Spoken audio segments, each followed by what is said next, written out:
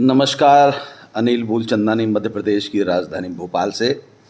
आज कुछ ऐसे धीर गंभीर विषय पर मैं आपसे चर्चा करने के लिए उपस्थित हुआ हूं, जो आज देश की राजनीतिक परिस्थितियां हैं।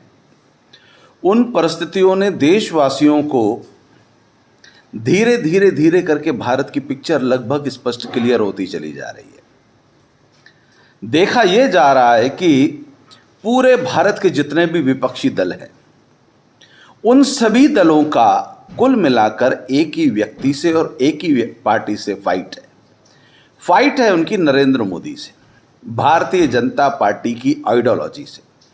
क्योंकि भारतीय जनता पार्टी का नेतृत्व श्री नरेंद्र मोदी जी के मार्गदर्शन में जैसे जैसे सशक्त और भारत को आत्मनिर्भर बनाता चला जा रहा है, विपक्षियों की नींद हराम है। क्योंकि इस देश में 1947 से लेकर आज तक जो राजनीतिक दल सत्ता में थे, उन लोगों की कमांड विदेशों से संचालित होती थी। कोई अमेरिका के दबाव में था, कोई फ्रांस के दबाव में था, कोई रूस के दबाव में था, कोई चाइना के दबाव में था। और दबाव में कांग्रेस ने भारत को आंतरिक रूप से इतना कमजोर कर दिया था कि आज से 8 साल पहले जब नरेंद्र मोदी जी इस भारत के प्रधानमंत्री बने, उस समय के भारत और आज के भारत में जब भारतीय व्यक्ति परिवर्तन देखता है, तो उस मतदाता को यह समझ में आ गया है कि भारत को सशक्त, भारत को श्रेष्ठ नेतृत्व और भारत को जगत गुरु बनाने का सामर्थ्य अगर किसी में है, तो श्री नरेंद्र दामोदर दास मोदी में। यह विश्वास हासिल करने में उनको समय लगा। हालांकि आपको याद होगा, जिस समय वो प्रधानमंत्री पद के दावेदार थे, तो देश के अल्पसंख्यकों में भय पैदा करने के लिए एक स्लोगन चलता था, मोदी आएगा सबको खा जाएगा। परंतु 8 साल के अंदर इस देश के उस अल्पसंख्यक का भरोसा भी नरेंद्र मोदी जी का नेतृत्व हासिल करने में सफल हो गया। और उसी के कारण अभी पिछले जो 5 राज्यों के चुनाव हुए, उत्तर प्रदेश के चुनाव के समय में आपने देखा कि जितने भी तुष्टीकरण की राजनीति करने वाले राजनीतिक दल थे, वो कैसे फड़फड़ा रहे थे, क्योंकि उनके हाथ से मुस्लिम मतदाता भी हाथ से निकलता चला जा रहा था। अब इस देश के मतदाताओं को समझ में आ गया है कि सर तन से जुदा करने की बात करने वालों की क्या हश्र होती है। ये जो बीच में एक ऐसा दौर आया भारत को वैमनस्यता पैदा करने का, उसमें जितने भी गिरफ्तार हुए, चाहे वो चिश्ती हो, चाहे चिश्तियों के बाप दादे हो, चाहे पीएफआई हो, चाहे ओवैसी हो, सब लोगों को उनके षड्यंत्रों की सजा मिलना प्रारंभ हो चुकी है। ये जरूरी नहीं है कि आपको दिखाई जाए। कोई चिश्ती बोल रहा है क्या कुछ, सबके मुंह में दही जम चुकी है। ओवैसी का वक्तव्य कितने दिनों से आपने नहीं सुना, उसको भी औकात याद दिलाई गई। पीएफआई के जितने भी गद्दार विदेशी इस देश में पनप और पल रहे थे, उनके पिछवाड़े पे ऐसी प्याज काटी गई है मोदी सरकार द्वारा कि सब चुप हैं। इस देश का शिक्षित मुसलमान तो भारत के साथ था, परंतु वो जो अशिक्षित, गुमराह, भ्रमित मुसलमान था, जिसे कभी सपा बहला फुसला लेती थी, कभी कांग्रेस, कभी आप पार्टी, सब शांत हो चुके हैं। क्योंकि सभी भ्रष्टाचार में ऐसे लिप्त हैं। अब जब उनके ऊपर ईडी और सीबीआई कार्रवाई करती है, तो इन सभी चोरों को बचने का एक ही वक्तव्य है कि केंद्र सरकार सीबीआई का उपयोग कर रही है, ईडी का उपयोग कर रही है। इसके सिवा इनके पास कोई नहीं है। शिवसेना का संजय राउत कितना चिल्लाता था, कहां है चिल्लाट। कांग्रेस के नेता अनिल देशमुख अंदर पड़े हैं। आप पार्टी के 5 नेता जेल में हैं। मनीष सिसोदिया जाने वाले हैं। कल मनीष सिसोदिया ने जब सीबीआई पर कार्रवाई पर तारीफ कर रहे थे, सीबीआई के लोग बहुत अच्छे थे, आप सोचिए कि उनकी क्या दुर्दशा की होगी उन लोगों ने अंदर, कि वो विरोध नहीं कर पा रहा था, तारीफ कर रहे थे। मनीष सिसोदिया को मालूम है कि अरविंद केजरीवाल भारत के इतिहास का एक अकेला ऐसा मुख्यमंत्री जिसके पास कोई विभाग नहीं है। उसके पास केवल एक काम है, भारत के खिलाफ षड्यंत्र रचना। इस देश के हिंदू मुसलमानों के बीच में दरार पैदा करना, उसकी योजना बनाने के लिए उसके पास शातिर दिमाग और वो फ्री चाहिए। इसलिए उसने अपने पास कोई विभाग नहीं रखा। और जो भी वजनदार, कोई दमदार उनकी राजनीतिक दल आप पार्टी में पैदा होने लगता है तो उसको जेल भेजने का षड्यंत्र केजरीवाल ही बनाता है, कोई और नहीं बनाता। इसलिए कल मनीष सिसोदिया ने कह दिया कि 2-3 दिन में मैं भी गिरफ्तार होने वाला हूं, मैं भी जेल जाने वाला हूं। केजरीवाल ही किसान आंदोलन के पीछे का शातिर दिमाग था, सीएए का था। मुख्यतः दिल्ली के मतदाताओं के साथ इस देश के मतदाताओं को समझ में आ चुका है कि केजरीवाल एक विदेशी एजेंट है, वामपंथी है, देश विरोधी है और वह केवल षड्यंत्र रचने के लिए अपने आप को फ्री करके बैठा है। कोई विभाग नहीं है दिल्ली के मुख्यमंत्री के पास जो चुप करके बैठा रहता है। गोपाल राय चुप करके बैठा है, कोई कार्रवाई नहीं होती। अगर किसी ने कुछ किया तो उसको जेल भिजवाने का काम भी केजरीवाल करते। केजरीवाल कौन है? वीआरएस लिया इनकम टैक्स डिपार्टमेंट से, मतलब दिमाग था। उस दिमाग का उपयोग किया, अन्ना हजारे के कंधे पर बंदूक रखकर राजनीति में प्रवेश किया, शातिर दिमाग लेके। भारत के लोगों को, युवाओं को निकम्मा बनाने के लिए, उनको व्यसनों का, शराब का, ड्रग्स का आदी बनाने के लिए और भारत में वैमनस्यता और अलगाववाद पैदा करने के लिए खालिस्तानियों का समर्थक, आतंकवादियों का समर्थक। और वहीं से चुनाव लड़ता है जहां से इस देश के अंदर दरिंदे प्रवेश कर सके। पंजाब, गोवा, गुजरात। केजरीवाल को ऐसा लगता है कि मैं बहुत शातिर हूं और इस देश के लोग जो हैं बुद्धू हैं। अब इस देश की जनता समझ चुकी। गुजरात में चुनाव लड़ना चाहते हैं, गुजरात के लोग, उनको ऐसा लगता है कि बुद्धू हैं। केजरीवाल, जिसका एक लोकसभा में सांसद नहीं है, उसने अपने छर्रों को काम पे लगा दिया है, अपने चमचों को काम पे लगा दिया है कि बोलना चालू करो 2024 में केजरीवाल, मोदी। अरे एक सांसद नहीं है, अब बकवास करनी है, बकवास के मास्टर हैं वो। अरबों रुपए खर्च किए हैं उस व्यक्ति ने अपने आप के प्रचार के लिए। एक ही एजेंडा, कट्टर ईमानदार, कट्टर ईमानदार। आप अपने बड़े बुजुर्गों से पूछ के देखिएगा। मेरे पिता ने तो मुझे बताया था, जो अपने आप को कट्टर ईमानदार कहे, समझ लेना ये एक नंबर का चोर है, बेईमान है। ईमानदारी का सर्टिफिकेट जनता देती है। लोग तुम्हें ईमानदार कहें तो तुम ईमानदार हो, और अगर तुम अपने आप को ईमानदार कह रहे हो, कट्टर ईमानदार कह रहे हो, मतलब तुम एक नंबर के चोर हो। जो वास्तविक धनवान होता है वो प्रचार प्रसार नहीं करता कि मैं धनवान हूं, मैं धनवान हूं, मैं धनवान हूं। जो निकम्मे होते हैं, जो कंगालपति होते हैं, जिनके पास कुछ नहीं होता है, वो किराए की गाड़ियां, किराए का मकान, किराए के कपड़े लेके झांकी सजाने की कोशिश करते हैं। ये मेरे बुजुर्गों ने बताया, ये भारतीय मतदाता भी जानता है।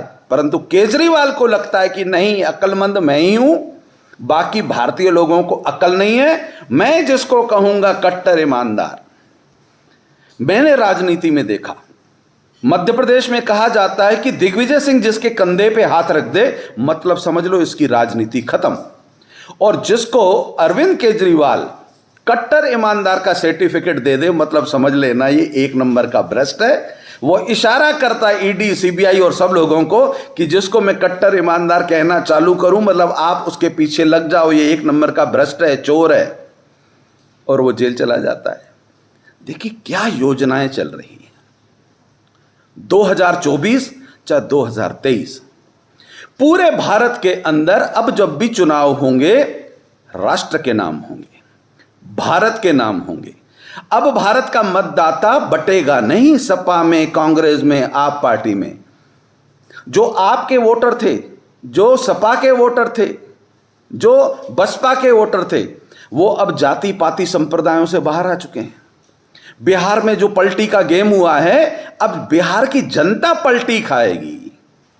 लालू को, नीतीश कुमार को यह एहसास करा देगी कि तुम्हारी हैसियत क्या है, क्योंकि अब नरेंद्र मोदी जी के नेतृत्व में यह भारत इतना आत्मनिर्भर और ईमानदार देश बनता चला गया है कि इस देश का व्यक्ति अब दलित, आदिवासी, हिंदू, हिंदी, सिंधी इसमें नहीं बंटने वाला है। केवल भारत के लिए मतदान करेगा, अपने परिवार की सुरक्षा के लिए मतदान करेगा, देश की सुरक्षा के लिए मतदान करेगा, राष्ट्र के लिए मतदान करेगा। आने वाले चुनाव जो राजनीतिक दल ईमानदारी से राष्ट्र के नाम, भारत के नाम, सुरक्षा के नाम, बहु बेटियों के सम्मान के नाम लड़ेगा, वही राजनीतिक दल का वजूद बचेगा, बाकी सब खत्म हो जाएंगे।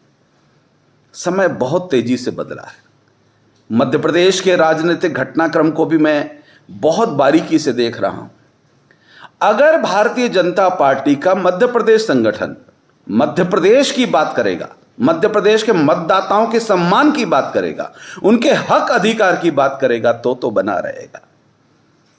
कमलनाथ और दिग्विजय सिंह द्वारा जो लोग स्थापित किए हुए हैं इस मध्य प्रदेश में, वो मध्य प्रदेश के विधायकों को, सांसदों को भ्रमित कर रहे हैं। और मैं देख रहा हूं कि नेताओं को गले में मालाएं बहुत अच्छी लग रही है। वो वाहवाही के इतने चापलूसी के गुलाम होते चले गए हैं कि वो जनता के संपर्क में धीरे धीरे कटते चले जा रहे हैं। और प्रशासनिक अधिकारी धीरे धीरे मध्य प्रदेश में ऐसी योजनाएं बना रहे हैं जिस योजनाओं से भारतीय जनता पार्टी का विरोध उत्पन्न हो। ऐसा षड्यंत्र मध्य प्रदेश में रचा जा रहा है। और राजनेता, मैं सबसे मतदाताओं से यह कहूंगा कि देश के नाम, भारत के नाम पर अगर कोई नेता भ्रष्टाचारी है, उसकी गतिविधियां आपको ठीक नहीं लगती हैं, वो किसी भी राजनीतिक दल का हो, भारत के अंदर ईमानदारी की राजनीति पैदा करना मतदाताओं का ही काम है। जो राजनीतिक दल विकास की बात करे, विश्वास की बात करे, ईमानदारी से आपके सामने नतमस्तक होकर बात करे, ऐसे राजनेताओं को चुने। जिसको थोड़ा सा भी घमंड हो गया हो, अभिमान आ गया हो, अहंकार आ गया हो, मैं तो अपना राजपाट लिखवा के पैदा हुआ हूं, मुझे कौन हटा सकता है, ऐसे राजनेताओं को हराने की तैयारी भी करना आपका दायित्व है। क्योंकि अभिमानी, अहंकारी विधायक हो चाहे सांसद हो, वह राजनीतिक दल किसी का भी हो, वह समाज के लिए घातक है, भ्रष्टाचारी है, घातक है। इनका सफाया करना है। और जब आप ऐसा कुछ करेंगे तो आप समझिए कि राजनीतिक दलों के मुखियाओं को सोचना पड़ेगा। अभी जो चुनाव हुए, नगर निगम के चुनाव मैंने मध्य प्रदेश में देखे, अगर किसी राजनेता ने अपने किसी खास को चुना तो जनता ने उसे हराया। जनता मूर्ख नहीं है, जनता समझ जाती है कि इस व्यक्ति को टिकट, चर्चाएं तो होती हैं पूरे शहर में, आम व्यक्ति को तो जनता चुनती है, परंतु अगर किसी नेता विशेष का टैग हो उसके ऊपर कि इस नेता के कारण, नेता की पत्नी के कारण, इसके चाचा के कारण, इसके मामा के कारण टिकट मिल गई, तो जनता उस नेता को हाथ से जानबूझकर हराती है, चाहे वो किसी भी राजनीतिक दल का व्यक्ति क्यों न हो। ऐसा नहीं है कि आपने किसी को भी खड़ा कर दिया और संगठन के नाम पर और जिंदाबाद और भाजपा के नाम पर चुनाव जीत जाएगा, ऐसा नहीं होता।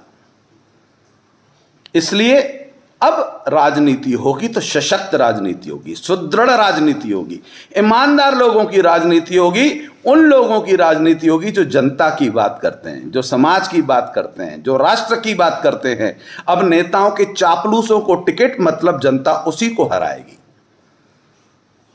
जिसने अपने विशेष को, अपने पुराने साथी को, अपने बाल सखा को टिकट दिलवाने का योगदान दिया, जनता में चर्चा होगी और जनता उसको हराने का काम करेगी। इसलिए राजनीतिक दल अब सोच समझकर भारत के लिए मतदान मांगे। जिनको जनता पहचानती है, जो जनता के लिए काम कर सकते हैं, जो ईमानदारी से सच बोलने की ताकत रखते हैं, ऐसे उम्मीदवारों को ही नरेंद्र मोदी जी ने चुना। इसलिए उनकी लोकसभा आज भी 2024 में माना जा रहा है कि 317 से 320 सीटें उनको आएंगी। 5 राज्यों के चुनाव हो रहे थे।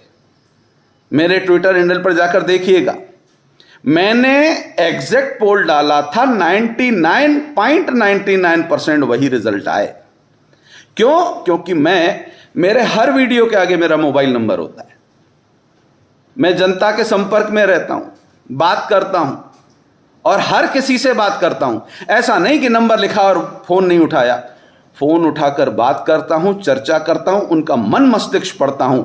और मन मस्तिष्क केवल मध्य प्रदेश नहीं, आप हिंदुस्तान के जिस नगर की बात करेंगे उस नगर में मेरे फॉलोअर्स हैं, मैं उनसे बात करता हूं। प्रत्येक राज्य, चाहे गुजरात हो, चाहे राजस्थान हो, चाहे मध्य प्रदेश हो, चाहे उत्तराखंड हो, चाहे हरियाणा हो, चाहे हिमाचल हो, चाहे जम्मू कश्मीर हो, वहां भी अनिल मूलचंदानी के समर्थक हैं, उनसे मैं संपर्क में हूं, बात करता हूं और देश की आवाज बता रहा हूं मैं आपको कि 2024 में जो चुनाव होंगे वो भारत के लिए चुनाव होंगे, राष्ट्रवाद पर चुनाव होंगे, तिरंगे पर चुनाव होंगे, इस देश को सशक्त करने के लिए चुनाव होंगे। अब जाति पाति संप्रदाय के आधार पर, जाट ब्राह्मण हिंदू सिंधी के नाम पर वोट नहीं पड़ेगा, केवल भारत के नाम पर मतदान होगा, राष्ट्र और सुरक्षा के नाम पर मतदान होगा, भ्रष्टाचार मुक्त भारत के लिए मतदान होगा। साथियों, ये वीडियो थोड़ा लंबा है, डालूंगा भी YouTube पे। अगर आप मेरे विचारों से सहमत हैं, कोई शुल्क नहीं है, निःशुल्क है, ये वीडियो को फॉरवर्ड जरूर कीजिए। यह भी आपका कर्तव्य है। देश की आवाज, देश के विचार, अगर आप विचार से सहमत हैं, अपने 5, 10, 15 साथियों को भेजिए, उन्हें भी कहिए, फोन करके कहिए कि इस वीडियो को सुनो, उससे सहमत हो, सब्सक्राइब करो चैनल को और फॉरवर्ड करो, ताकि यह देश की आवाज, भारत की आवाज, सशक्त आवाज सब तक पहुंच सके। जय हिंद, जय भारत।